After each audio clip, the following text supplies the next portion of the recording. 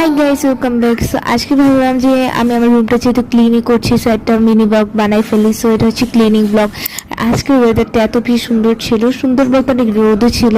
কারণ আমি ঘরে বসে বসে খাই দেখে এটা বুঝি না, বাট বাইরে যারা কাজ করে আমাদের বাবারা, তারা বুঝে বাইরে কাজ করে কতটা কষ্ট। যাই হোক, আমার বিছনার অবস্থা একদম খারাপ হয়ে গেছে। সো এটা ফার্স্ট অফ অল গুছাবো। কিছুদিন আগে আমার বেডশিট চেঞ্জ করছি, সো এখনো ক্লিনই থাকে। আর আমার বিছানাতে 3টা খেতা আছে এখনো। আর আমি চুলটা বেঁধে দিলাম কারণ অনেক গরম লাগছিল, তারপর কারেন্ট ছিল না। একদম এখন আমি ঝাড়ু দিব, ঝাড়ু দেওয়ার পর একদম নিট অ্যান্ড ক্লিন হয়ে গেছে আমার বেড।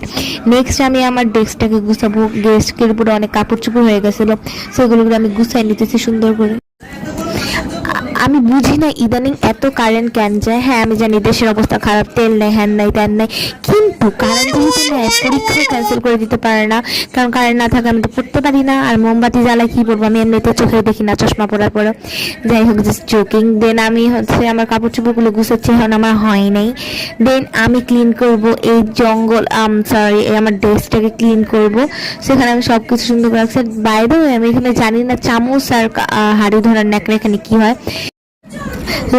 লাস্ট নাইট এটা এত বেশি নোংরা করে ফেলছি, আমি পুরো স্পিচলেস। আমার লজ্জা লাগতেছে ভিডিও করতে যে আমি এত নোংরা।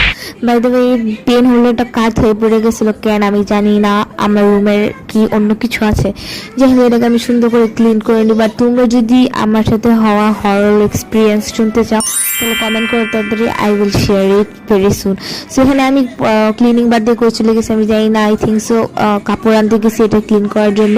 দেন বই খাতা সব সরাই আমি নোংরা ডেস্কটাকে ক্লিন করবো। আর দেখো, আমার ডেস্কের উপর একটা বাটারফ্লাই মরে পড়ে আছে। লিটারালি আমি জানি না এটা কিভাবে মরেছে, বাট আই থিঙ্ক সো ফ্যানের সাথে উঠতে গিয়ে বাড়ি খেয়ে পড়ে গেছে, খুব মর্মান্তিক মৃত্যু হয়েছে।